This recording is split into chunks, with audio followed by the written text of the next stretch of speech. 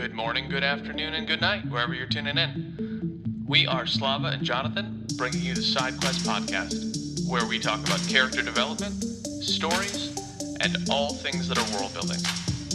And we occasionally take side quests, because, frankly, that's how conversations work. Just as a reminder, this whole show is spoiler heavy. So sit back, tune in, and join us on this episode of Side Quest.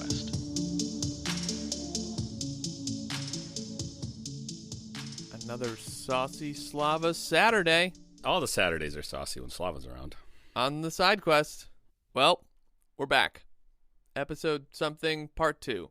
17? I think it's 17. I think it's 17. Let's go with 17. If it's not 17, they'll correct us in the comments. And yes, you can leave comments on Spotify. 17. No, it's 17. I just wrote the title a minute ago on the file. So, definitely 17. But sometimes life is a goldfish. And I'm a butterbutt. All right. Don't touch the boat. Don't touch the butt. Oh, all right. So here's a quick side quest. I don't know what just made me think of this. The boat did. So there's this game called Chameleon, where it's like a board game, tabletop game, and you look at the card that you're given, and it's got a matrix on it, and somebody rolls dice, and you look on the left column, then you look at the top column, you find the whatever, and then in the center of the table there's another matrix that lines up with it based on the roll, and somebody rolled the dice, and I glanced at it because I was, I think, working on my phone at the same time, and it was Jaws. And so you go around and you try to assert that you're not the chameleon because the chameleon doesn't have a matrix on their card. I wasn't the chameleon, but and then people vote to kill the person or like whatever. I forget the rest of it, but they vote to identify the chameleon. And I looked at it, it was Jaws, and then they're like, you can say one phrase to identify that you're not the chameleon. And I said, we're going to need a bigger boat. And they're like, they all look at me like really confused. And I go, if you've seen the movie, you know the quote.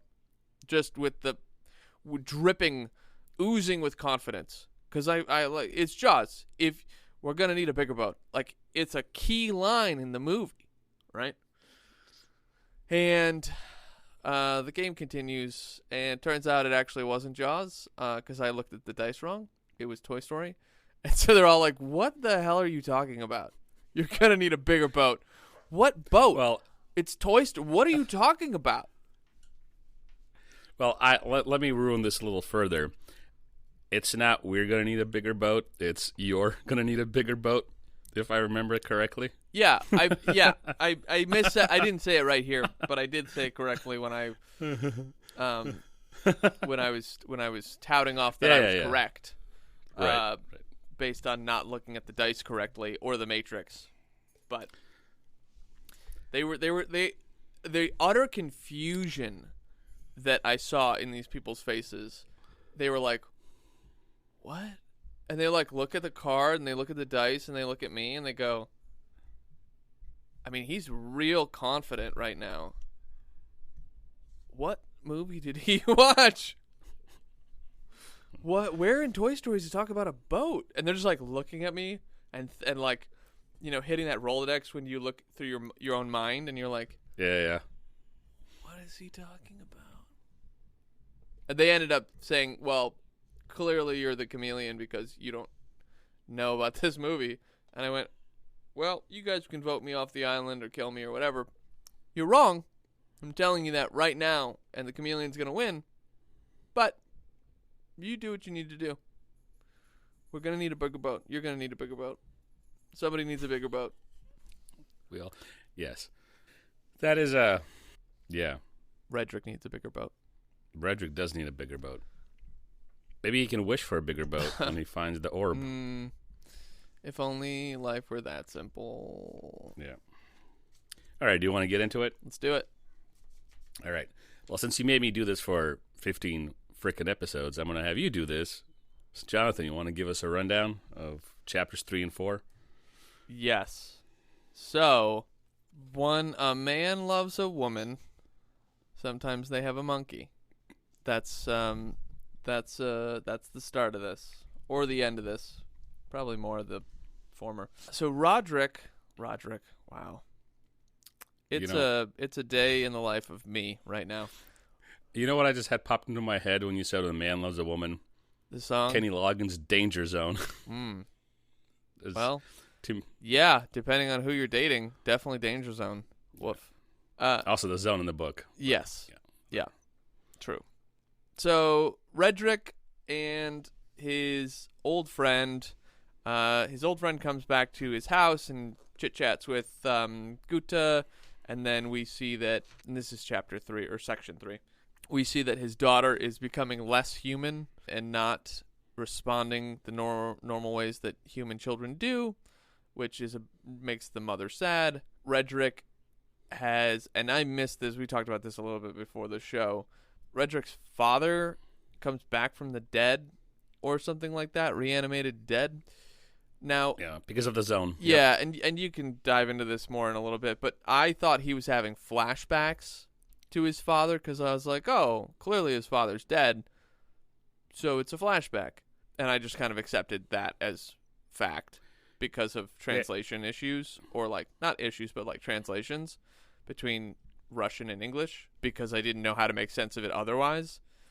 Right, makes sense. But I found out later that I was wrong in my assumptions. Also, section 3 is where we get the idea of the visitation as a roadside picnic, and Dr. Valentine gives this idea that, like, no, aliens didn't come here because they think we're special.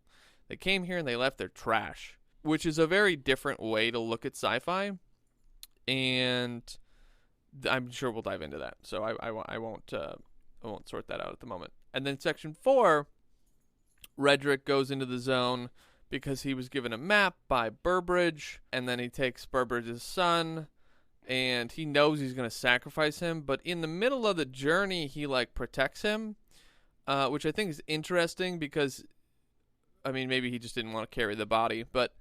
Well, he needed him to... Yeah, in the meat grinder. For the meat grinder, yeah, so he had to protect him now so you can put him in the meat grinder. Yeah, but that's just my point, is like he could have just brought a body. I didn't see any details where it had to be a living person. Yeah, I don't know. That's an interesting point. Interesting question. I mean, it's certainly laborious and difficult to carry a body into the zone based on what we know about the zone.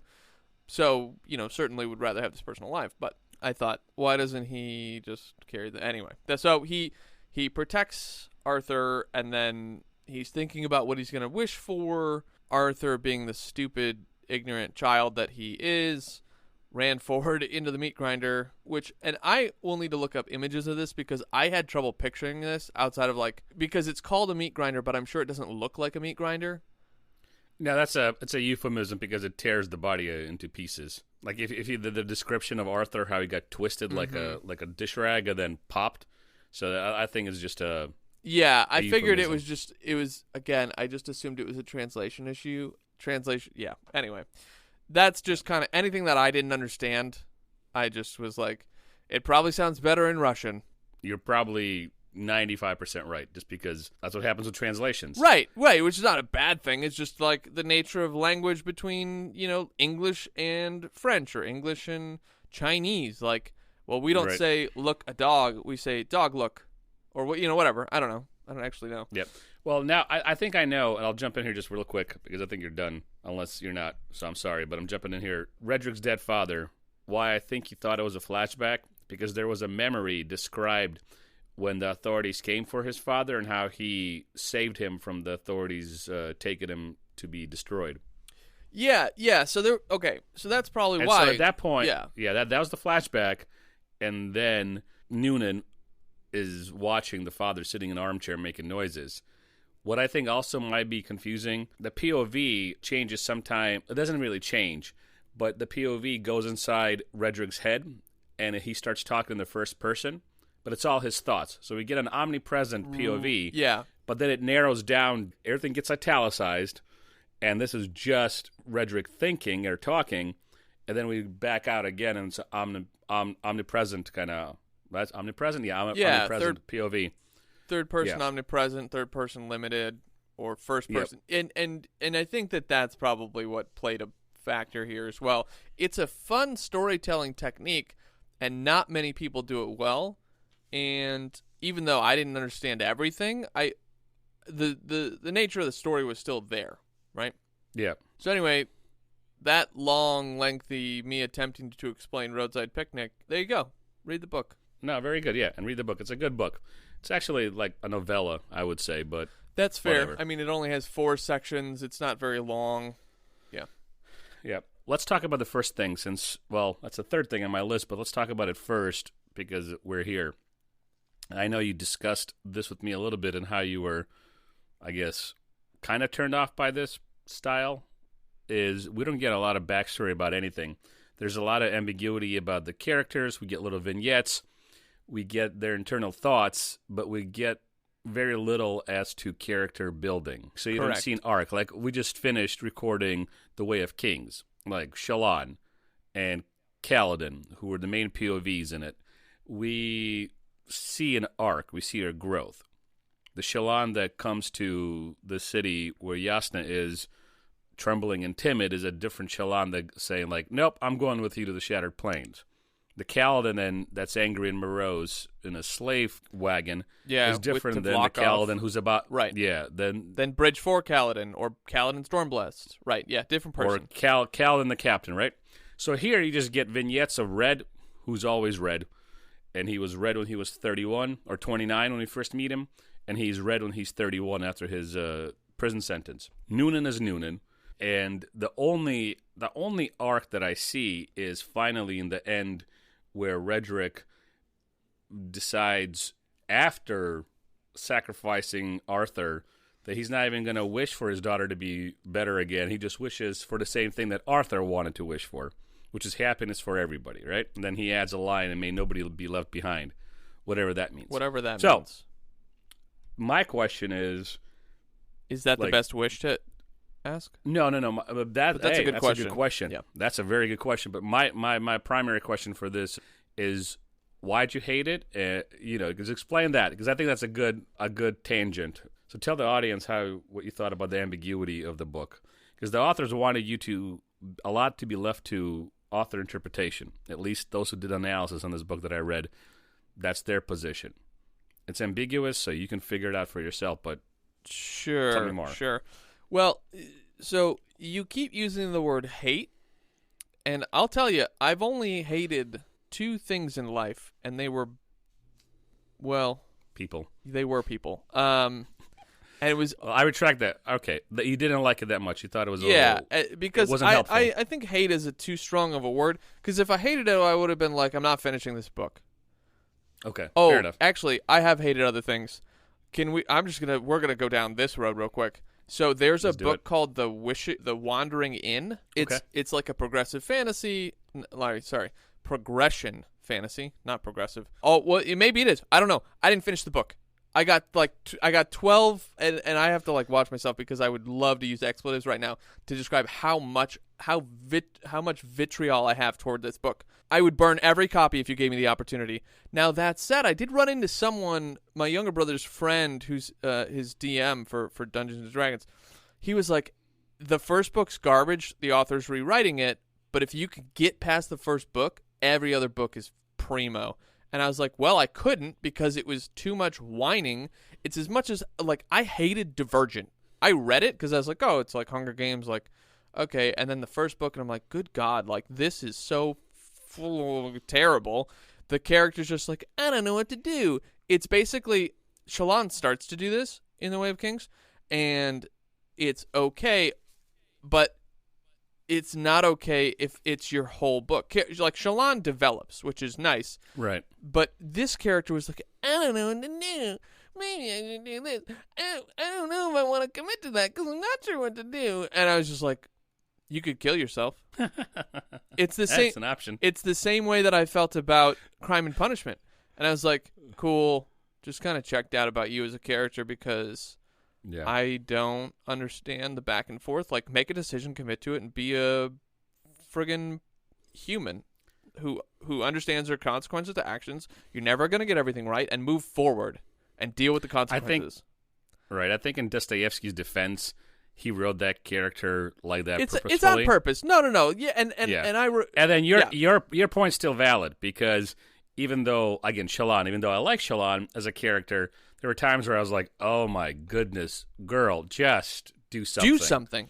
Do something. And so this character who whines for the whole book, yeah, I wouldn't be able to. At Slava. So I audiobook most stuff, right? So I threw it on 3 times speed because I was like, look, I'll pick up the fine points or not the fine points. I'll pick up the broad points, and maybe it'll get better. Like 30 chapters in, I think I was 4 hours in, and I was like, I can't do this. I literally just can't do this. I just can't. I can't. And I couldn't return it because I'd like bought it on a deal or something like that, or I bought it ages ago, and it's just sitting there, and I was like, well, I own this book that I'm just not going to read because it's garbage. It's just absolute trash. I don't mind people having distress in their decisions, but that shouldn't last 40% of the book or whatever. I don't even know how long the book is, but you need to give me something else. You have to give me something else. So I reserve the word hate for things like that. Okay.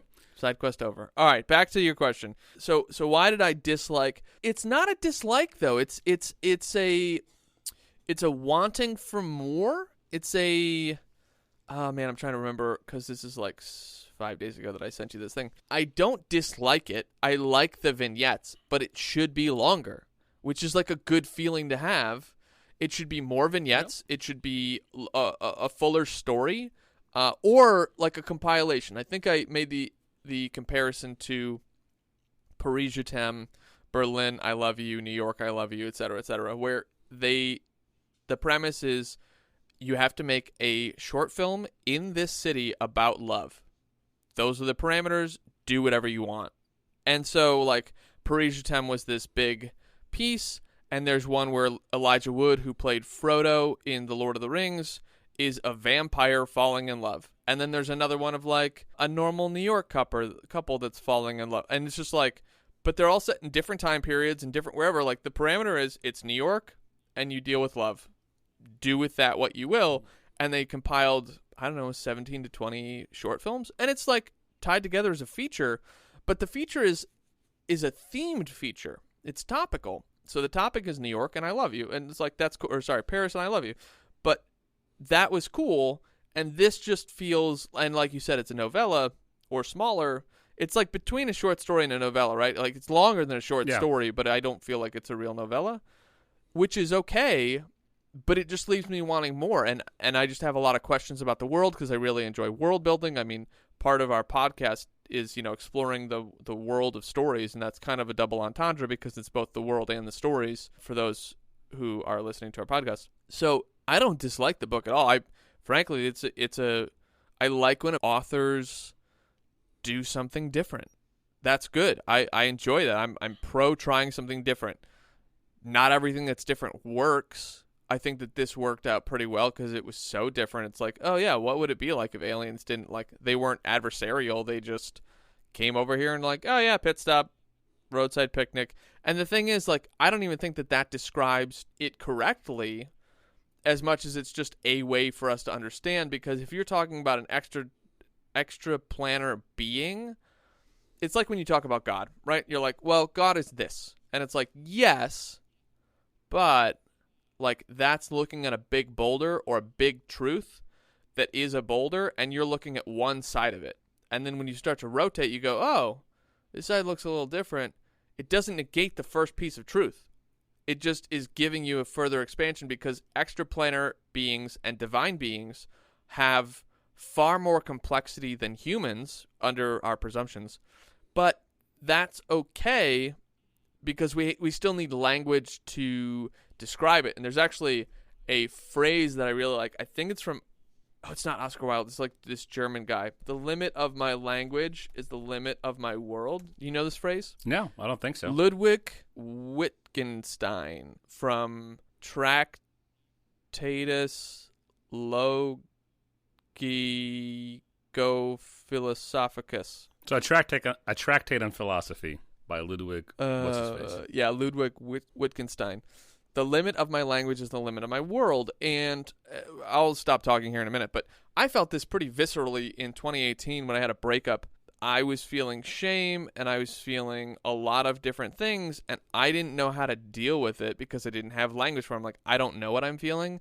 And so, while this phrase might mean something more than this, and I haven't done study on it, but I believe it probably does, is if you don't have language to describe something, it's very difficult to suss out how to engage with it because it's unknown, it's chaos, and chaos needs to be ordered, and the way that you order chaos is by first identifying it. Right. So Brene Brown was a big help in that, where she helped identify shame and vulnerability, and then I read like this book on masculinity as well, and it was a whole thing. But I didn't have language for what was going on, so I felt a little lost at sea. And I think, and this is going to be a real broad stroke statement, but I believe that a lot of people make decisions in the heat of emotions and because they're drowning in the uncertainty of the chaos that they're feeling because they don't have language for it. And because they don't have language, they don't have hope. Because if you can't identify what you're in, you certainly can't identify that there's something on the horizon that's better than where you're at. Yeah, absolutely.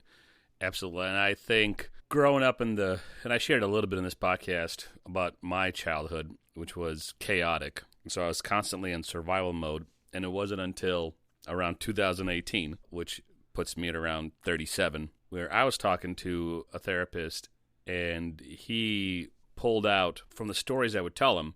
He pulled out these little, call them vignettes, call them little nuggets. I don't know how either one works. Memories or something. Yeah, memories or something. And then he would zero in on a particular slice of that memory and say, how did this make you feel? Or explain this. How do you, looking back now, explain this action by your mother, or explain this action by your stepbrother, half-brother. Explain that to me. How, and he would, kind of reel this thing out of me, and then I'd be like, oh, that's what I was feeling. Yeah. I was feeling rage. I was feeling fear. Yep. Whatever it was. So you're absolutely right. I'll end it there because I don't want to take it off the rail. No, I think that this is a good, it's not exactly on topic, but the whole podcast called Side Quest, so this lets us justify how conversation works. This is why I'm such a big proponent of journaling, and people are like, well, I just don't journal, and I'm like, okay, cool. Well, journaling is learning how to think about how you engage with yourself. Like, that's what journaling is, and how you process the world around you and the things that are happening around you, to you, and in you. Like, that's what journaling does. And so, yeah, you don't have to do it, but you also don't have to be a healthy person. You don't have to keep a budget. You don't have to, work out. You don't have to do anything because you get to be a free agent. But I tell people, and I've been touting this lately too, it's like, people don't want to be healthy. Why? Because being healthy is boring. Being healthy means you have to keep a budget. Being healthy means you have to go to the gym. Being healthy means you go to a bed at the right time. Being healthy means you don't get to eat all the things you want to. Being healthy means that you don't get to, you tell yourself no a lot more than you tell yourself yes. Yeah. Yeah, so I've been on an alcohol fast since January. And I've started having a drink here and there again. But a bottle a night, nice. A bottle a night at least? No, not at all. So for the longest time, I would have a drink a day. And it would probably be two, actually, because I would have a bottle of wine. I would have a glass of wine. No, Slav, it's okay. This is a safe place. You can tell us. Yeah. I would have a glass or two of wine, probably one as I'm cooking the dinner and one with dinner. And then absolutely. I heard a bottle again. Anyway. Did I say a bottle? No, you did. You did. You said a glass, but my mind heard bottle. And I was like, I'll have a bottle while I'm cooking. It's a really big glass. Keep going. A glass while cooking, a glass with the dinner that I cooked. And for sure, if I'm not doing anything like recording with you, which we started only recently, but if I'm not recording or if I'm not doing anything extra for work or walking the dog or running around. Currently in a study for something. Yeah, I would definitely have a nightcap. I know, because you text me. I've just said this before. He sends me, I'm literally looking at a photo of what he ate for dinner last night. It looks great. Yeah, so he'll do the same thing with the drinks and the cigars. Well, if I try something new, I don't text you every night a picture of my glass. But if I'm trying a new bourbon, I'll text you a picture of the bottle. I don't know. I mean, I'll pull like an alcoholic. Well, I mean, functioning. With- A functioning, no. if you're having a drink a night, you know. Yeah, but well, listen, the alcoholism is not just having a drink a night. There's much more behind that. That's how it starts, And though. it very well could be. But I decided, and it wasn't like a New Year's resolution crap. It was actually like in November. I'm like, we're gonna cut this out. Like I need to do an exercise and discipline. Yep. And so Discipline. we just both my wife and I just stopped having any drinks for like 60 days. Any drinks during the weekday, nothing, and only a glass or two with dinner on like Saturday night. Nice. And then that worked over well. And if we're going to have hard liquor, it could be Tuesday or it could be Sunday, but we're only having hard liquor if we're going out. If we go out on a date, I will have my little nightcap after dinner. I'll have a beer, a glass of wine with dinner, nothing more, and then a shot of bourbon for after dinner, and that's it. And we did that for 30 days. And so now April 1st was supposed to be our break fast day where we bought a bottle of liquor, like a hard liquor, and brought it home, and I would have my normal nightcap, and we now keep that to only 2 or 3 times a week. It wouldn't be like, oh, it's Monday, so I'm going to have a nightcap. It's Tuesday, so I'm going to have a nightcap. Yeah. No. And so we actually broke the fast, I would say like 4 days early. We were having a date night, and we're like, hey, let's, whatever. Are we going to really wait until April 1st, which is in 3 days? Let's just buy the bottle now and go enjoy our break fast, if you will, from alcohol. But all that to say, that's really not the point of the story. All that to say, and by God's grace, it didn't take a lot of effort to say no. But you have to, because your body and your mind gets used to eating cake, drinking whiskey, on Wednesdays, whatever it is. Not going for a run, sitting on your ass and playing video games for 4 hours when you could be exercising. Even if it's easy for you to break that habit, and by easy I mean you're not having withdrawals or you're not losing your mind or having a breakdown, you still have to continue to say no. It's not just it disappears. Yeah. Because you have to build a new habit. Yeah. So you have to replace it with something healthy. Right. Or you'll go back to it. People do this all the time. Exactly. Keep going. Yeah. No, you're fine. It's overlapping cooperative conversation. So, by God's grace, that first week with no nightcaps, I felt fine. But I also knew the goal, right? It wasn't just for grins that I stopped it. I'm like, I want to do an exercise and discipline, and it's probably better for me not to drink hard alcohol every day of the week. Like, listen, wow, it was literally a shot. What a shocking thought. Yeah, and it was literally a shot. It wasn't like I was pounding away half a bottle and, I don't know. I'll put the photos in the comments. Falling down the I stairs. had two bottles tonight. It's great. Yeah. It's a Tuesday, Wednesday, Thursday. Yeah, it's one of those days. I can't tell which day it is. It was a shot and a half with ice in it, and so it wasn't gonna get me plastered, or even tipsy. But I like the taste. I like the ritual. No, the taste is great. I mean, half of why. But I needed to do this exercise. Yeah, it's the same thing. Yeah. I like the taste. Like alcohol doesn't affect me because I have a birth defect the way that it does other people. I don't absorb liquids properly, and I've talked about this a little bit. But I can drink most people under the table because I just don't. It doesn't hit my system correctly. So the recovery is a lot harder too because I don't have the ability. Yeah, it still hits your liver though. It does, and it does eventually get me. But it requires way too much, costs too much money, and so like I want to have like what I'll pay $30 for a drink because then I'm gonna have one. Like I want it to be really good because I enjoy the taste. It's fine. Yep. And so for me, whether it's smoking cigars or having bourbon, trying different bourbons, trying different scotches, it's a ritual for me, and I like the taste. And by ritual, I mean I've had my dinner, I've had my long day or my short day.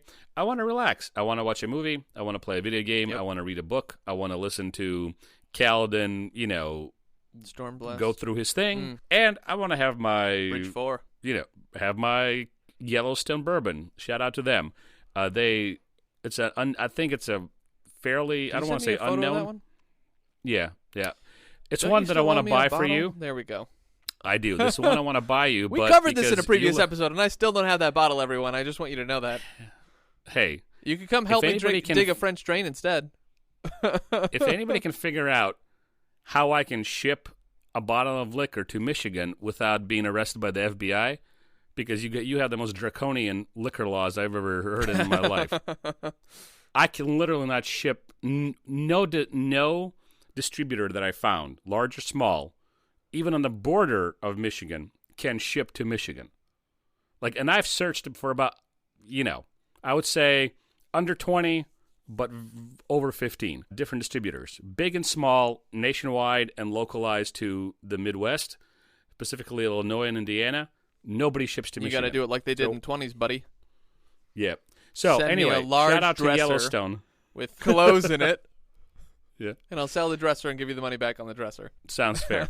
But yeah, so a shout out to Yellowstone. They have a really good Tennessee whiskey. It's a new one I've discovered. And I was going to say, they're not that well known, or maybe they are, and I'm just new to it. They've been around since, according to the bottle, I think it's been around since the 1800s, so before Prohibition. But they have a decent whiskey, if anybody wants to try whiskey, Yellowstone. Nice. And the bottle we bought for our breakfast is their malt whiskey that's 108 proof. Interesting. And just one little malt ice whiskey, cube in there. Yeah, one little ice cube in that, and all you need is a good mellow cigar. And the picture would be complete. But anyway, yeah, before we go too farther down this, saying no to yourself, being disciplined in Discipline not only is the greatest form of self-love and self-care that you can do, and almost no one does it.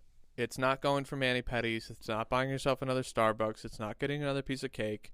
It's going to the gym and telling yourself to nut up or shut up so that you can have a life that you actually enjoy instead of suffering through the one that you have. Yeah. Speaking of suffering, absolutely. Redrick does some suffering.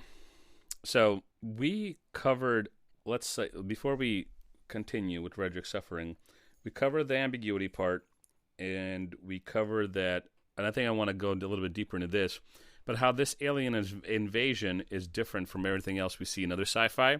And I only want to put my hook into that a little bit more because I want to talk specifically about the zone and maybe even turn this theory on its head a little bit, that this was a picnic.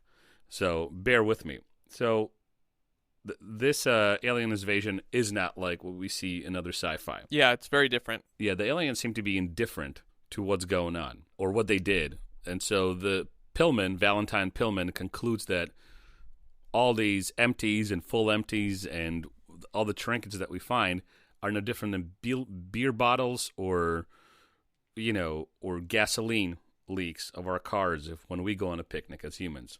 Right? What do you think about that? Is Pillman onto something, or is he just? Again, the limit of my language is the limit of my world, right? So these full empties and empty fulls and gasoline, like they're words that you use to describe something, but I didn't feel like I understood the items they were talking about. I read enough fantasy worlds to understand, like, it doesn't matter if I fully grasp the item itself. It's the effects or the attributes or the powers that you get from the thing that are more, like, you can call it whatever you want. Blue buckaroo, cattle prod, something, whatever. Yeah, right. I think they're meant to be just exactly words that people made up, like, to describe these objects that cannot be described by human language, right? They don't understand what they are. He's got the things with the pins that he squeezes, and then the black sparks, and yeah, I mean they're descriptive enough. But anyway, back to Valentine and his theory on Roadside Picnic visitation. I think it's a fun. It for lack of words, it humanizes these extraplanar beings to, like, look. They have desires. They're going somewhere. They're, taking a roadside picnic on Earth for a little quick minute. They're enjoying themselves, and they go, well, I'm never coming back, so I'll just leave this stuff here. I don't need to keep it with me. Maybe there are weight parameters that they can't hold it when they leave because they took a few people to probe or something. Who knows? Right. Yeah. Okay. Well, that's fair enough, and that's good enough for our context here. So then, after these aliens leave, they leave behind the zone. One thing. What were your thoughts? Before you get into that, one thing that I would have liked to have seen is what are the areas that don't have zones like now, right? So there's 6 zones, but like it didn't sound as if the whole Earth was covered in zones. It sounded like the area that they were in was covered in zones. Well, no, their area is one of 6 that has a zone in it. So the world is covered in zones, and it has 6 zones. And one of those zones is Harmut, which is this fictional, supposedly in Canada area. Yeah. Okay. So, what are your thoughts about the zone? Just all the intricacies of it and how the world, where all the zones are, like all the effects it has on the area, like the trinkets in the zone, the empties, the full empties. So this gets into part of my complaint earlier. It's a good complaint. I don't know how to describe it. My discrepancy, I guess, about how there's more to this world than we're being given information on. Like, I don't get information on 4 other zones. We get a little bit of information on one of them. It's like, oh, hey, our zone's basically empty now, and there's another zone where people are all going and flocking to. Like, that's all I remember being talked about. Of the 6 zones, we get 1.15 of zone talk. So, okay, interesting. Well, it leaves a lot to be desired, and that's simply because I really appreciate world building. So it's not a bad thing. It's a really good problem because people want more. And frankly, if they put out a second book, and I know they've got the Troika, what is it called? The thing Troika, Tales of the Troika. And there's a couple, yeah, something like that. Were you about to say there's more? Well, there's more books by them, and well, I don't know if they all talk about. Yeah, I don't. Didn't talk about this? Yeah, they're not part of this world though, right? They're different books. No. Yeah. No, they're different books. So, I mean, people are hungry for new intellectual properties that cause them awe and wonder. Mostly wonder and curiosity, actually. And because of that, when a new series hits well, there's an opportunity to expand on it. It's why Harry Potter did so well back in the day, because people were like, wait, what if there was a school for wizards? I don't know. Okay, yeah. 7 books. Millionaire. Billionaire? Millionaire. Billionaire? Billionaire. So, like, people want new intellectual properties, new worlds where it causes them different ideas of wonder and awe and curiosity. And, like, they have an opportunity here. I don't think they're tapping into it.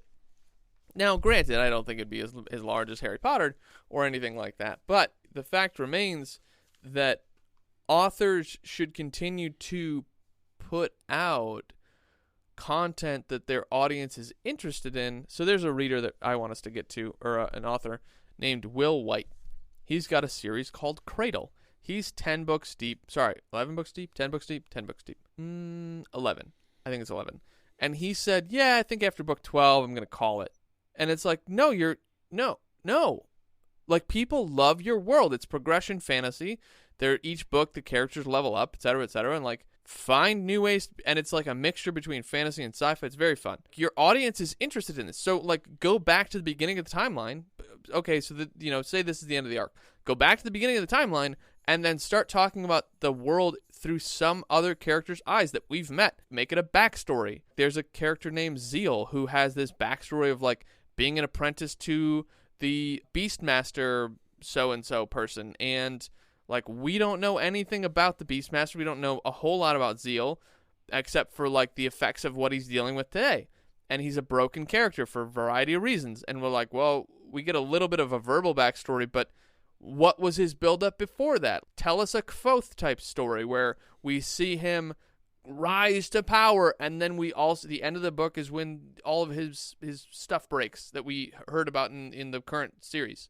If you have an intellectual property as an author and you have an audience that's like, man, I really wish there was more of this book. And maybe I'm alone here. Maybe people thought, oh, it's interesting. Okay, they move on. Then maybe I'm the only person who really enjoys world building. I don't think that's true. I think that many people, I think the video game industry, the industry of video games, would attest differently, because people took to The Witcher. No one's ever read the friggin' Witcher. Like, it's in Russian. You in your Russian literatures. And then people started reading it because there was a video game made on it. Because they saw a new world, and they go, oh, wow, that's interesting. I'd like to know more about that. And then Netflix picked it up, and so on and so forth. Well, interesting thing, Metro 2033 and Stalker for PlayStation, or maybe computer, whatever. Metro 2033 and the video game Stalker got their inspiration from this book. Right. So there's clearly, and for those who don't know, you can't just use someone else's story or world without paying them money, to put it very simply. Like, there are royalties, and this is one of the ways that you can generate wealth, is create something that builds an audience, and then you sell the royalties. You sell the royalties to one company to make the action figures. You sell the royalties to another person to make the video game. You sell the royalties to another person to make the movie. So, like, royalties is one way to generate wealth. But you have to be creative enough to build a world that people are interested in. But, yeah, there's an audience here. I've gone off the rails here. I went on a side quest. No, it's okay. So, no, that's fine. It's like your thoughts on the zone are your thoughts, and they're completely valid because we're discussing a piece of art, so it works. But based on that, dovetailing that, I should say, there is academic paper on justor.org, JSTOR.org. I mentioned it in the previous episode. It is by Stanislaw Lem and Elsa Schreider.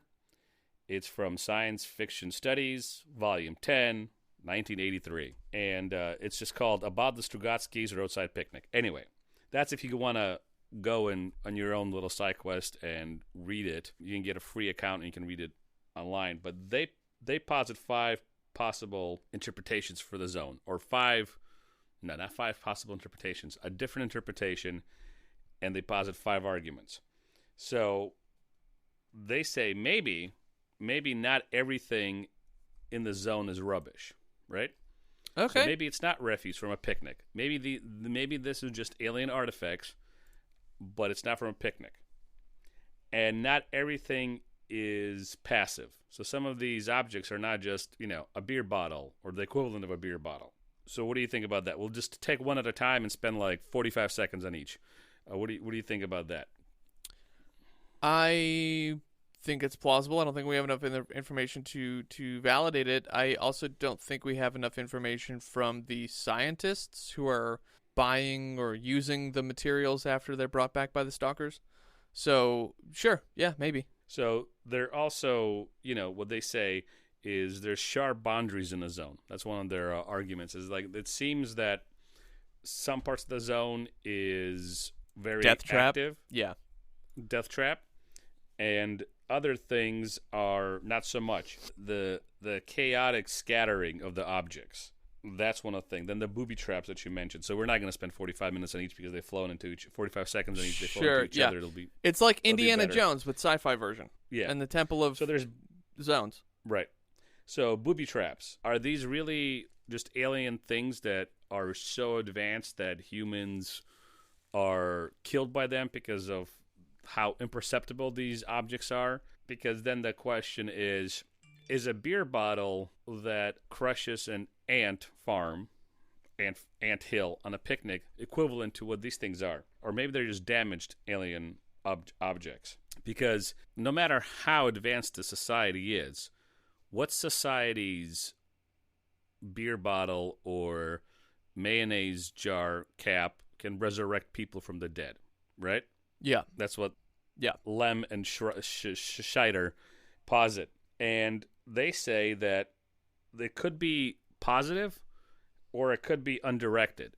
So it could be these items actually do reanimate objects because the society is so advanced, or this is an undirected consequence because of whatever happened. And whatever happened is this really a picnic or was this a crash?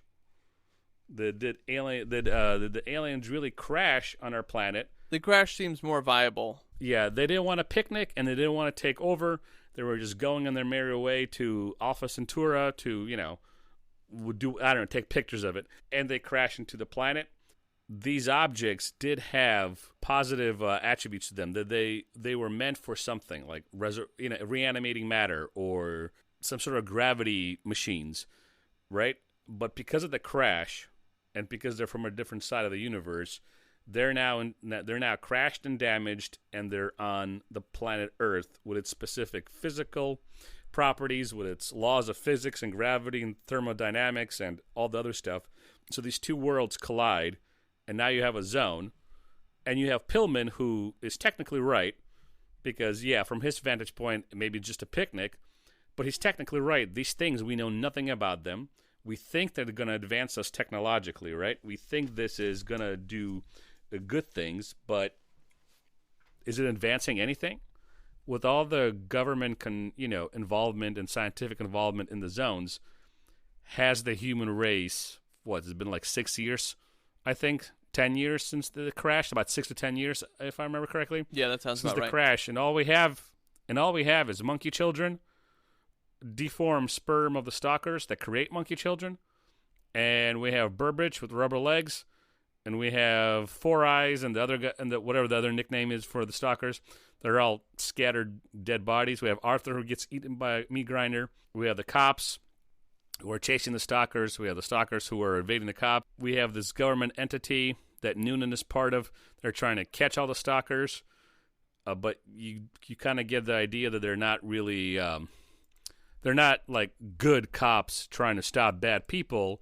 Even though they're trying to stop the stalkers, it seems like they have nefarious plans too. Yeah, it's mercenary you have this stuff. Other entity, right? You have this entity who tries to get the Hell Slime from last episode, where even though Redrick helps them, he turns himself in. So you just have a lot going on, and I think I kind of said more than I wanted to, and there was a question somewhere there. So, what are your thoughts on that theory? That it's a plane crash, or did you switch? Yeah, that it's a crash. Yeah, I think that seems like a more viable possibility. But I think the proposition from the characters in the world that this is a roadside picnic is a fun, mundane way to look at things, because Carl Jung and Viktor Frankl both posit that humans need to define suffering if they want to survive.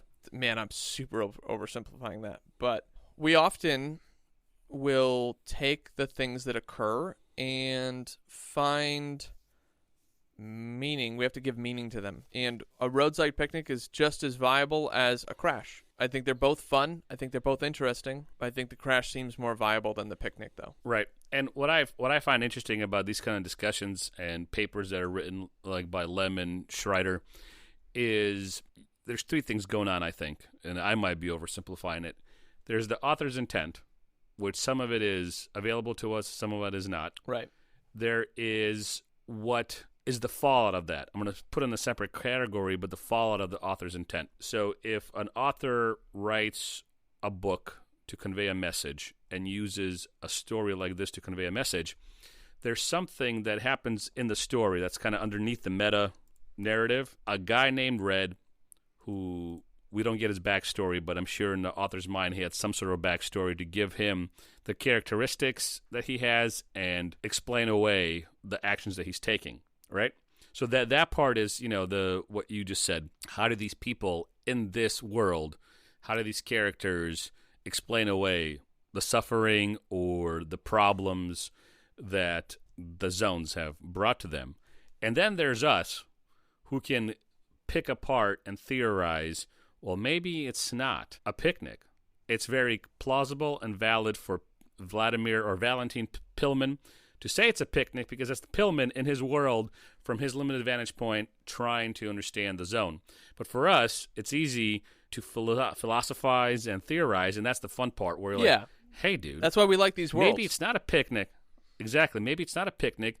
Maybe, literally, a drunk alien on his way to Alpha Centauri, miscalculated by a couple of thousand miles and crashed a craft with matter reanimators and gravitational machines that his society uses for whatever mundane uses that they do. And in our world, it upends 6 zones, literally, on the planet, and causes monkey children and reanimated fathers to, grunt and make noises on the couch or the armchair, wherever. So there are questions that I'm thinking about that you haven't posed that I think it'd be fun to discuss. Well, first Let's off, do it. we covered this. I covered the synopsis earlier. So there's 2 questions that I think are fun to discuss. The first question, I don't want to dive too much too deeply in, because I think the second question will be more interesting and take longer. The first question is, in stories with well described worlds, there are rules of the game that exist that you can understand based on the effects they have on the characters. So, okay, when they go in the zone, it affects their physiological bodies and it affects their reproductive possibilities. So there's some sort of radiation that takes place. Like, okay, that's a rule in the world. We see that example through Redrick. We see that example spoken about in the community. Okay, so that's a thing. Another rule in the world is there are items that are in the zone. Forget aliens for a second. There are items in the zone that have powers. Okay, great. There's an item in the zone that grants wishes. And this is going to get into the second question. But I think it'd be interesting to try to nail down, like, okay, well, what are the rules of the game? What are the rules of this world in particular based on the slice of time that we have?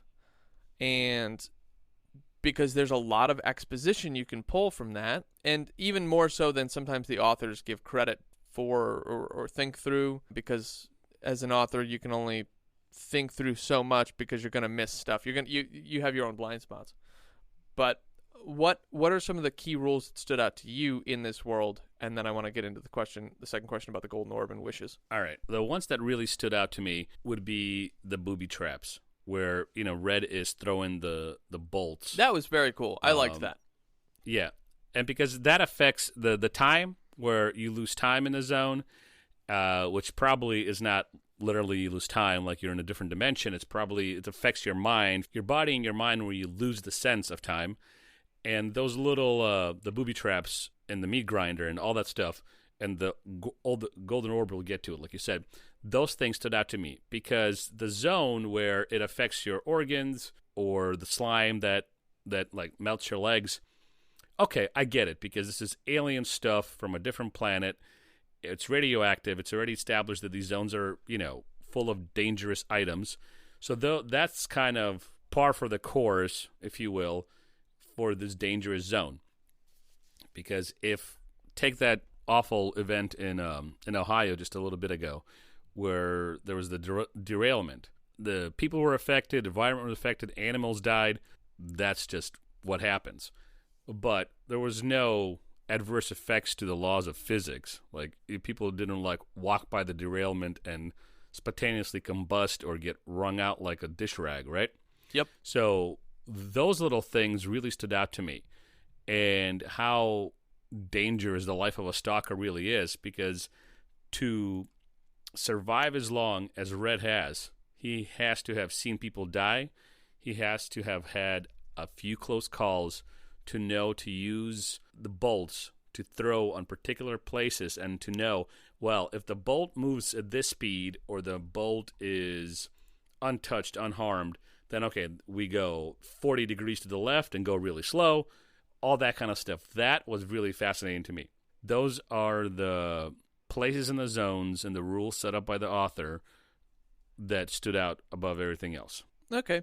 Well, to go a little bit deeper into that, there's also the implication of, like, how do you gather that information without losing people, and then also having people survive and come back. So there's just, like, the understanding of the world, I think, is very fascinating. So you do it by having a couple of Arthurs. Like, the stalkers are very, very callous in some sense, or pragmatic, if you want to use a better word. They're very pragmatic in what they do, and in their responses. This is the life of a stalker. You go get the trinkets because they pay a lot of money, and the risk is worth the reward. Mm-hmm. And how do you find out the risk? Well, you go in and figure it out. And if a couple of you die, well, fecal matter passes, as they say. That's just no. You say that.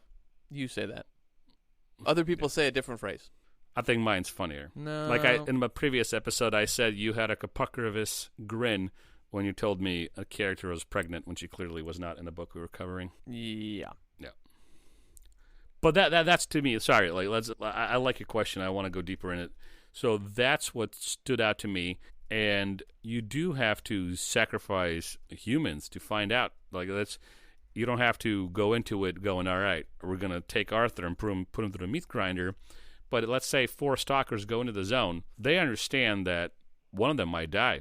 One of them might have rubber legs. One of them might come back and make a monkey child. Yeah, which is why Redrick is always so high tension. His neuroticism's high, super high, and his frustration too. So yeah.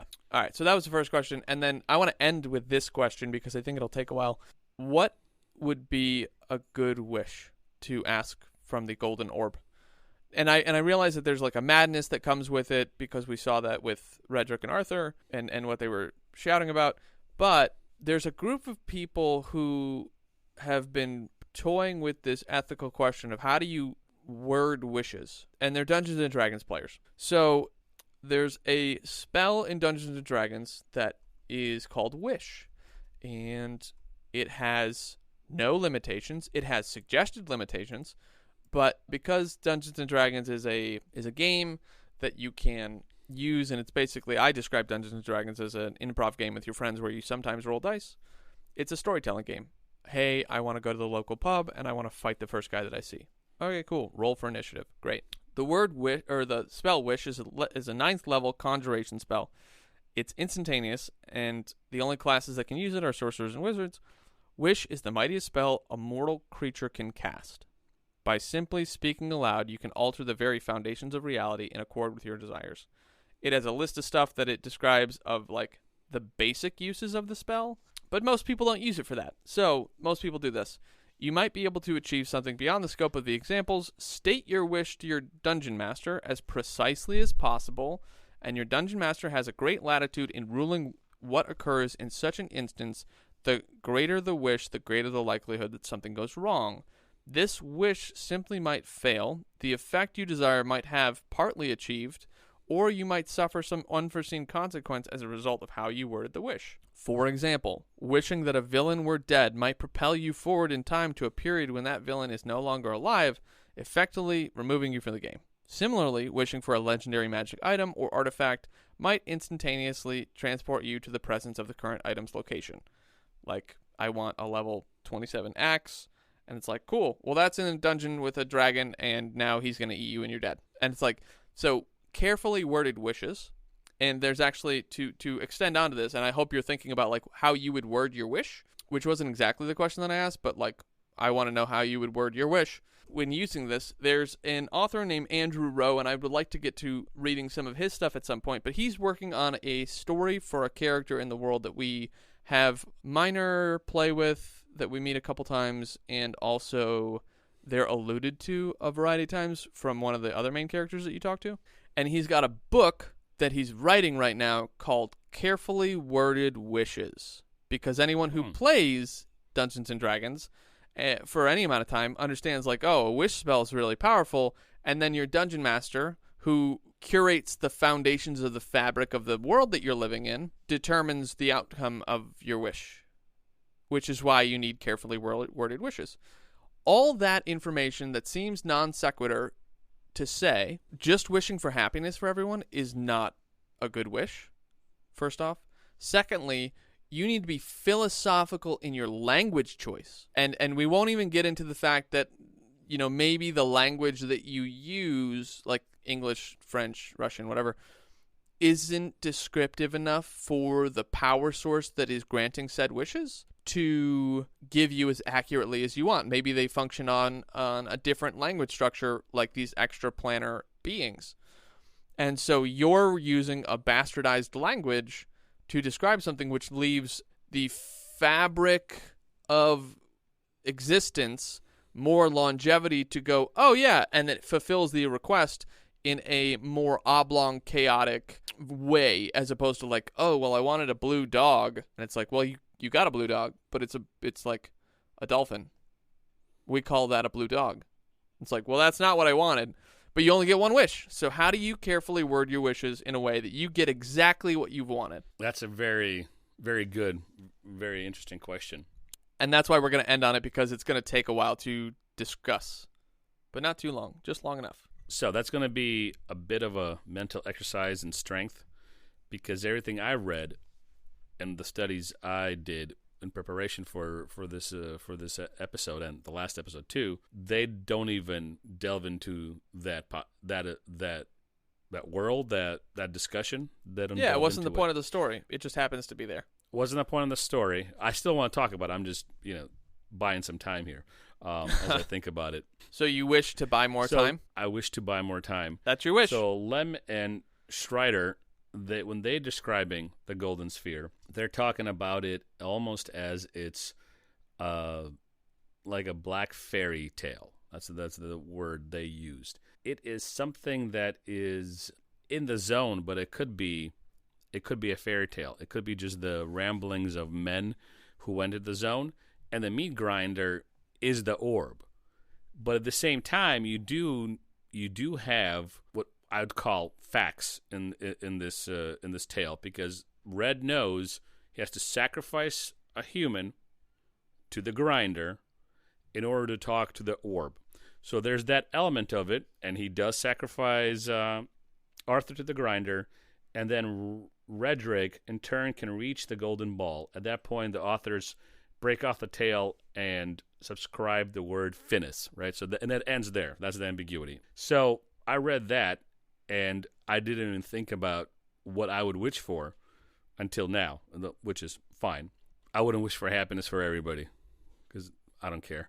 I would wish for something selfish. Like, I wouldn't be like, I want $1 billion and something, but I would wish for something very close to that. I would wish for a comfortable life. But see, that your question, that's where the interesting aspects of your question comes out, right? That's why your question is good, let's put it this way. Because, yeah, Slava wishes for a comfortable life. And then 20 minutes later, he gets hit by a car, and when he's in the hospital, they make him really comfortable. Exactly. That would be my freaking luck, too. Right? He's Sorry, very Jen. comfortable because he's paralyzed. He's paralyzed. He has $1 billion in seven different accounts, so that's $7 billion. And he's very comfortable when the nurses clean his bedpan. That's not comfortable. And I know that's an extreme example, but that's how these conversations go. You almost have to use hyperbole and push the antithesis. You push. It's how you boil down your wish, right? I want to change. I want to change my wish. I'm gonna be more honest with what I said, because I am honest when I say I would wish for a comfortable life, and the details of that comfortable life would be the ability to do the things that I enjoy without having the 9-to-5 grind. But the question, that wish, there's something behind it. There's something behind it. And I had this conversation with my wife just a couple of days ago, and here's the real answer. Over 2 bottles I would wish, never mind. Over 3 bottles of It was a Yellowstone Tuesday. whiskey. It was a Tuesday, so we're It was a allowed Tuesday. four bottles of No, 16-bottle barrel. You get it all wrong. Okay. You got it all wrong. 3 bottle Tuesdays. Get it right. Four Loco Tuesdays, where we drink 4 bottles of Four Loco. Yeah. Woof. So I would wish for the talent to sing and to read notes well. Musical notes. Okay. Obviously. I think that's the type of wish That's what I would wish for. that would be granted with no sort of kickback. Right? So the more grandiose the wish, the more, opportunity that the fabric of reality is unable to restrain itself in discipline to grant at the level of nuance that your soul is asking for. Right? Yeah. The ability to sing and read notes, I think that you could probably get away with that one. And I think that would give me the chance to, because of the original wish, and I wasn't lying when I said it, or making a cop out, to have a comfortable life for me meant to do things that I always wanted to do without the 9-to-5, bull crap. So I've always wanted to sing. I like music. Just like I like movie theory and literature theory and all the stuff that we're doing in this podcast, I like listening to the behind the scenes of bands and they describe how a song was written, what was going on. And I really do like a range of music, all the way from Mongolian throat Vivaldi singing to three. I'll listen to some. Have you ever, though? But all the way from. I'm interrupting you. Yes. It's good. I listened You to some are, last night. and it's annoying. It's. I'm not doing it justice, but I was listening to some last night. Anyway, keep going. Yeah. So anywhere from Vivaldi's Four Seasons to 3-6 Mafia, like Nice. Everything. Hey, it is what it is. No, like, no, if you it's look good, at my it's good, playlist yeah. on Apple, my Apple Music playlist, you will hear Vivaldi, you will hear Russian pop, you will hear Bonnie Tyler, Tupac, And then you also might hear some Neil Diamond in one playlist. So, yeah, so I wasn't lying about the comfortable part. But I think for me, what's comfortable, and I know I've said this already, but whatever, it's our podcast, is to be able to do those little things that prohibit you in a world where, like me specifically, I'm forced to do a lot of other things to be able to allow myself to even do this podcast. But if I could sing, and sing well, and sing professionally, I could be in media and entertainment and have this podcast. And I know I still have to work. It's not like I sing a song, I get $30 billion, and then I F off for the rest of my life. You still have to work at it. But at least I'd be doing something that is more fulfilling than what I'm doing now. And I'm good at what I do. And I enjoy what I do, but it's not fulfilling. It doesn't give me, like, pleasure to create comms plans. I can make one up for you in an hour, and it will, 95% chance that it will do well, because I'm a professional and I've done it for 12 years.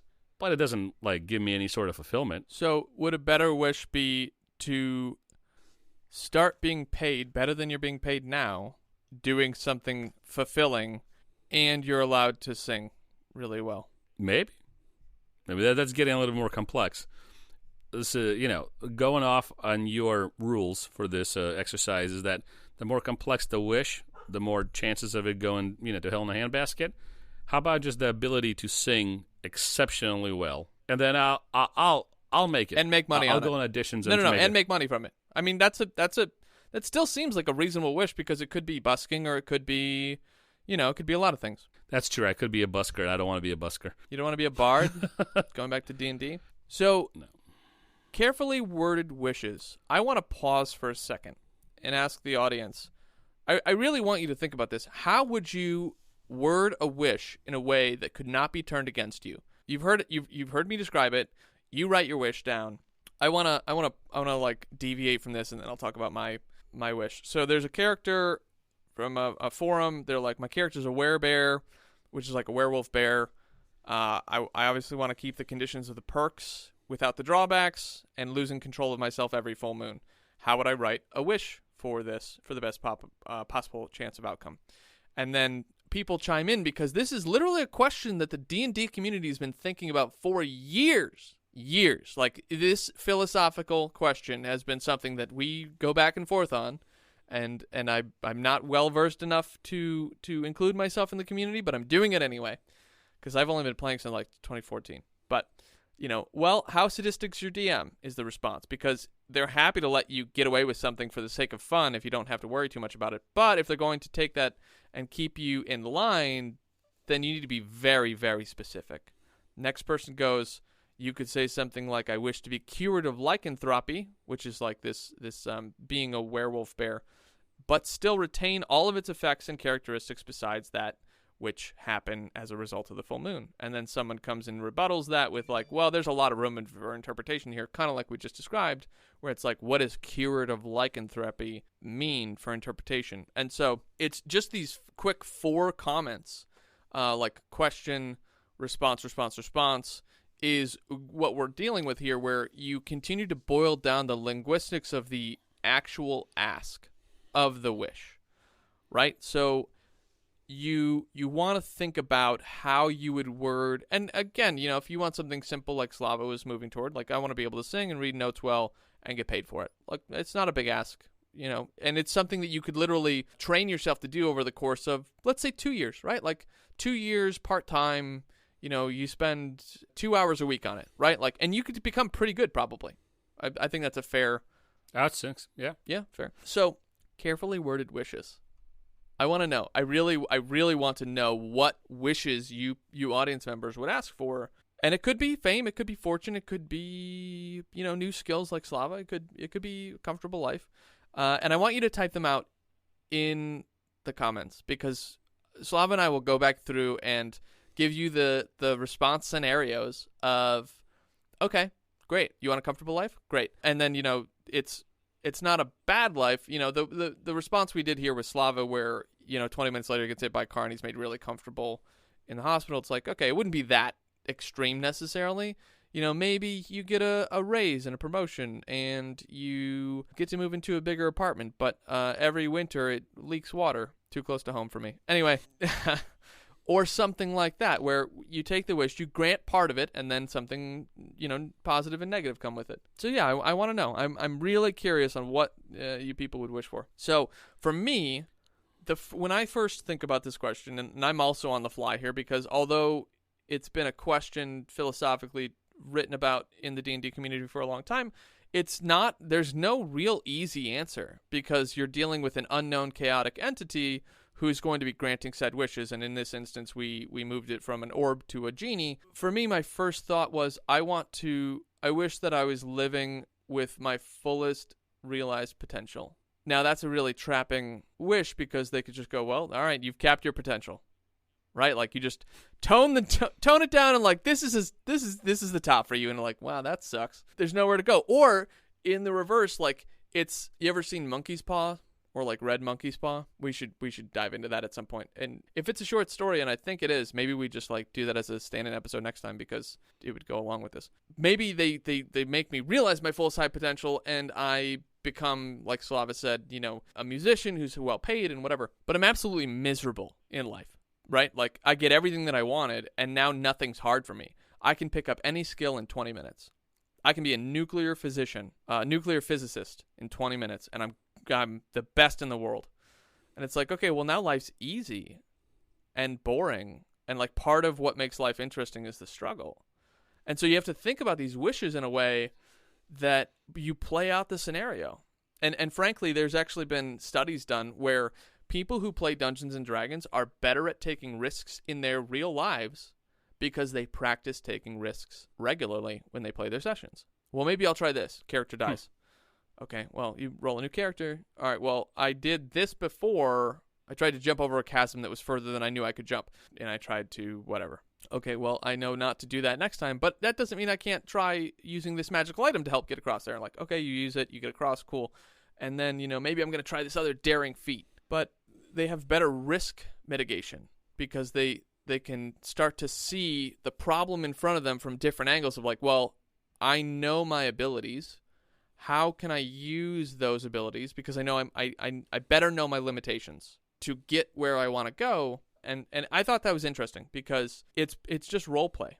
It's saying, hey, here's your scenario. And if you're practicing interviews, like I've never been a great interviewer because I didn't have to do it a ton growing up. In my jobs, it was like, oh, you want to be the janitor? Great, you got the job. You know how to clean a toilet? Cool. Boom, you got it. So like when you start to get these higher tier positions, like you have to interview for them and they want to know more about you. And it's not just like you might be a great fit for the job, but if you can't convey that to them in an interview, then they're not going to hire you. So understanding the ability to convey something, and I've lost exactly what I was talking about. I mean, I'm tracking with you, but I lost myself. You only got us so far. Thanks. The risk, and you can leave this in. I like had a point about risk mitigation and practice role playing for interviews. Like it's the same thing. You can interview. You can practice your interviews with your friends, and they can hit you with the hardest questions because then you've prepared for something. It's like lifting weights. Like, oh, I know how to do 10 reps. And then 3 weeks later, like, well, now you can do 20 reps because I've practiced. And I can throw a football better because I've practiced and used the muscles. So, yeah, and that's why I said when my wish, I wouldn't even ask for money. Just give me the talent, and I would want to pursue whatever it is I needed to pursue with that talent. Whether it's additions, maybe it is busking, whatever. Because I think life without struggle is boring. The struggle does propel you to excel. It's part of human existence. You can't run away from it. Yep. So you could either use it, adapt, and learn, or whine about it, I suppose. I think my wish, as I'm thinking a little more about it, would be that I wish that I had the capabilities required to always assist the person in front of me to reach their next level of potential. So like a wunderkind life coach, or not a wunderkind because it's a wonder kid, but like a uber smart life coach. It doesn't necessarily And I don't need to mean be like smart. giving- It could be networking. It could be a lot of things, right? So like, I think about the meme. I am the captain now. I'm the genie now, right? Because I'm now equipped with whatever's required. And it doesn't mean that I get to retain the information. I just help the person get to the next level. Or you can ask for unlimited wishes. Nope. And then keep fixing all your every time anything goes wrong. And just die a haggard, insane, And your final wish is, unfulfilled lunatic. I wish I never wished any of these. Or happiness for everybody and let everybody be free and throw yourself into the meat grinder. Well, so be it. Anyway, that's the episode, folks. What would you wish for? And how would you write your wish out? Yeah. So the two places right now where you can submit these comments would be Spotify, because you can drop comments on the episode, and Instagram, where there will be And a TikTok. graphic announcing, and TikTok. I just put that but there will be thing a out. graphic announcing. Carefully There will be a graphic. worded wishes. You let me finish. Oh my gosh. Yes, and TikTok. There will be a graphic on Ooh. each Instagram. I think Hey, what- Jonathan, tell them where we can leave some I comments. think Slava was trying to let you know where you could leave comments. You can leave comments on Spotify, TikTok, and Instagram. There's going to be a graphic of something. I don't know what he's going to put out. It might be a picture of me wishing things. Yeah, there'll be a graphic on Instagram and TikTok announcing the drop of this episode. And on Spotify, you can leave comments on each episode. So all those three things. You're listening to this on Spotify or Apple, but the links to IG and TikTok are in the description notes. Tell us what you would wish for. I wish that this episode would end. Moo. Moo. Moo.